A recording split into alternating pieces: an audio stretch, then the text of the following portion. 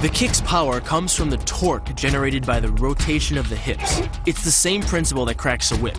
Turning the hips just a few degrees forces the foot to travel a much greater distance and creates a lot of speed as it does.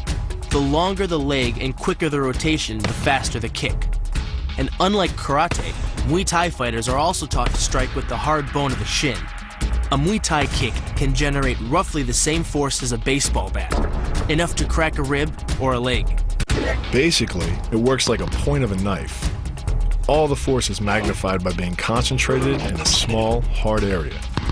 Even if the elbow doesn't deliver a knockout, it will almost always leave a nasty cut and often end a fight. It's not the arms, but the legs that drive our fists. Like a piston, the explosive power of the legs is capable of generating hundreds of pounds of force, all to a very vulnerable area, the soft underside of the opponent's jaw. Like the Hanuman move, the flying knee relies on the explosive power of the legs. But rather than spread the power of our blow over two fists, it concentrates it into the spear point of the knee and combines it with the force of gravity. It's the equivalent of hitting our opponent in the chest with a sledgehammer. The hyperextension of the elbow, created by pulling back on the locked arm, virtually ensures that he will be taken down. The knee strike to the wrist dislodges the knife and further loads the elbow and shoulder.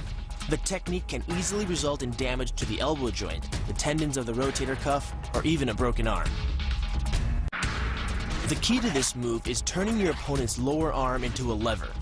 By grabbing his arm during the initial attack, you set up the lever such that direct loading to his elbow joint is achieved. Once the elbow is locked and loaded, you can pull a much heavier opponent off balance by simply lowering your center of weight. With practice, the ninja can hit his intended target from distances as great as 45 feet. At impact, that's more powerful than a Major League Baseball pitch. This move is more about timing and precision than power. Instead of hacking through the limb, the first strike imparts an injury just a few inches below the elbow. The sword's razor-sharp blade easily slices through the soft tissue of the attacker's arm.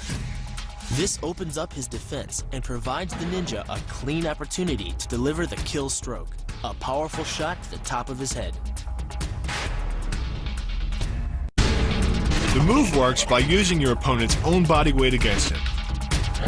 The first strike can land at speeds greater than 20 miles per hour and can stun your opponent with the same injury-producing energy as dropping a bowling ball from over 11 feet onto his torso. By using his arm as a lever in conjunction with the leg sweep, you drive your opponent to the ground. Once he is on the ground, you follow up with a devastating strike to his face. The secret to the move is wrist control. By rotating your opponent's wrist to the maximum extent of its range of motion, the bones of the wrist lock against the bones of the forearm and make it impossible to bring the strong muscles of the upper arm to bear. Then, you can pull your opponent off balance and into a potent knee strike. The combined force of the knee strike and your opponent's forward momentum can be as much as 2,000 pounds, enough to dent sheet metal.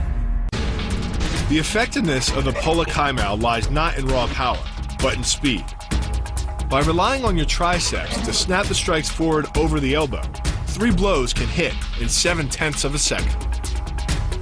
The final impact of the strike to your opponent's face can deliver as much as 175 watts of power, more than enough power to stun him or crush the cartilage of his nose. You then add insult to injury, firing one last shot into one of the most sensitive regions of the body, the groin. Pulling off the move relies on 2 factors. The first is to combine the block and the strike into a single action. This reduces the time your opponent has to respond to just 1/10 of a second. But the real focus is to aim your strike at the throat. Because as little as 76 pounds of force can collapse the larynx, the strike doesn't need to deliver a lot of force to be deadly. One blow like this and the fight is over.